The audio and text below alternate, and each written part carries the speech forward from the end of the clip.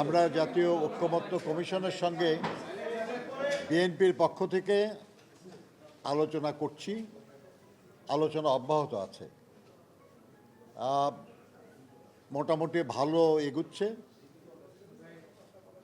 বেশ কিছু বিষয়ে আমরা কাছাকাছি এসেছি, বেশ কিছু বিষয়ে আমাদের দ্বিমত আমরা বলেছি।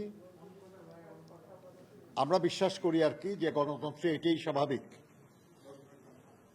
আমরা বাকশালে বিশ্বাস করি না যে এমন কিছু করা হবে যেটা সবাইকে মানতে বাধ্য হওয়া লাগবে।